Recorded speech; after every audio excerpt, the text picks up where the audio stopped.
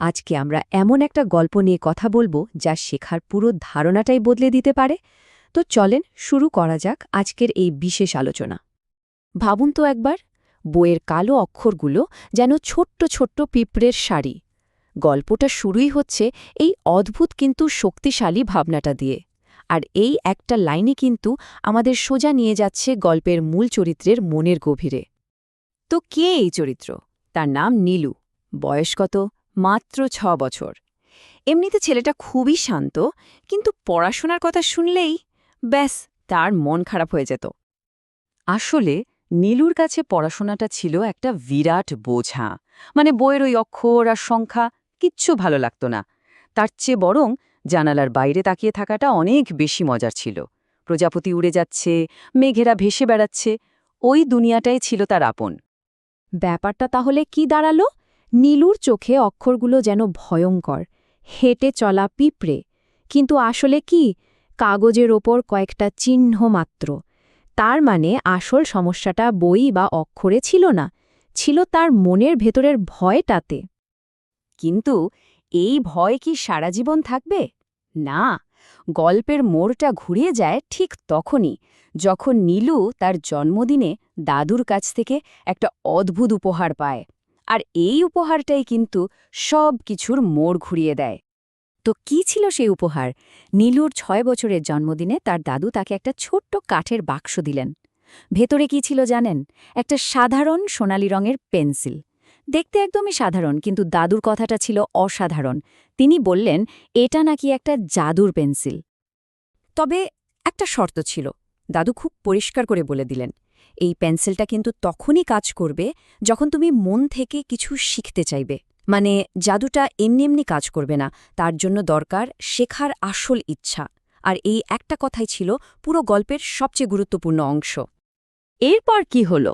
এরপরই শুরু হলো আসল ম্যাজিক। নীলুর জীবন, তার পড়াশোনার দুনিয়া সবকিছুই যেন বদলে যেতে শুরু করল। তো পরদিন সকালের কথা, মা তাকে বর্ণমালা লিখতে দিয়েছেন। নীলুর মনে তখনও ভয় আর দ্বিধা, কিন্তু সে আস্তে করে সেই সোনালি পেন্সিলটা হাতে নিল। তারপর খুব সাবধানে, একটু ভয় ভয়েই খাতায় লিখল অ। আর ঠিক সেই মুহূর্তে ঘটল এক অবিশ্বাস্য ঘটনা।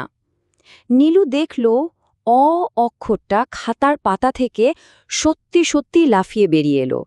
আর শুধু তাই না, অক্ষরটা একটা ছোট্ট বন্ধুর মতো হয়ে গেল, যে নীলুর সাথে কথা বলছে আর বলছে সে তাকে এক জাদুর দেশে নিয়ে যাবে। ব্যাপারটা কিন্তু শুধু অতেই থেমে থাকল না। এরপর তো একটার পর একটা অক্ষর জীবন্ত হয়ে উঠতে লাগল।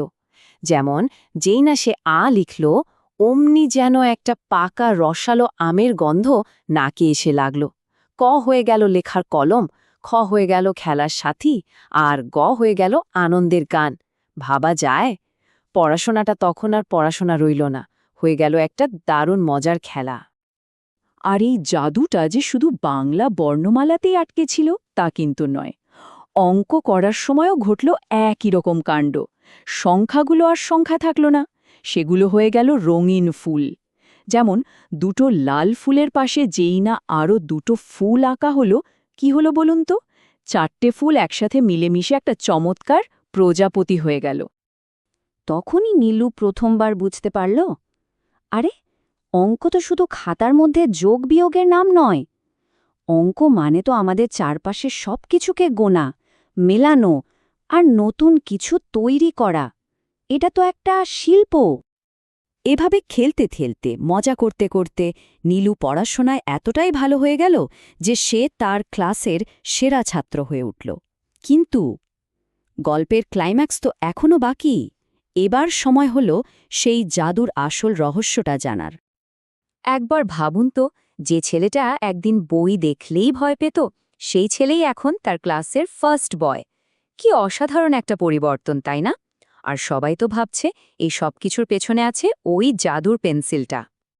কিন্তু প্রশ্নটা থেকেই যায়, ওই পেন্সিলটার মধ্যে কি সত্যি কোনো জাদু ছিল, নাকি আসল গল্পটা সম্পূর্ণ অন্য কিছু? আর এখানেই দাদু ভাঙলেন আসল রহস্যটা।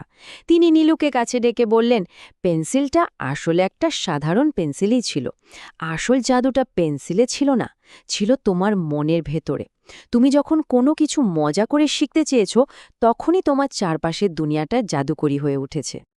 তাহলে নীলুর এই অসাধারণ গল্পটা থেকে আমরা ঠিক কি শিখলাম? এর পেছনের মূল ভাবনাটা কি? মূলত ৩টি বড় শিক্ষা আছে এখানে। প্রথমত, পড়াশোনা কোনো ভয়ের জিনিস নয়, এটাকে একটা মজার খেলা হিসেবেও দেখা যায়। দ্বিতীয়ত, যখন কোনো কাজ মনোযোগ দিয়ে আনন্দ নিয়ে করা হয়, তখন সেই কাজটাই সহজ হয়ে যায়। আর সবশেষে, আমাদের কল্পনা শক্তি, এটা একটা দারুণ শক্তিশালী জিনিস, যা যে কোনো কঠিন বিষয়কে সহজ আর আকর্ষণীয় করে তুলতে পারে।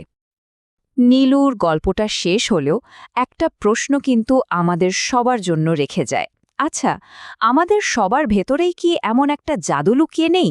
সেই আসল জাদুটা আসলে কি? আমাদের কল্পনা শক্তি, নাকি নতুন কিছু শেখার আগ্রহ? উত্তরটা হয়তো আমাদের নিজেদেরই খুঁজে বের করতে হবে।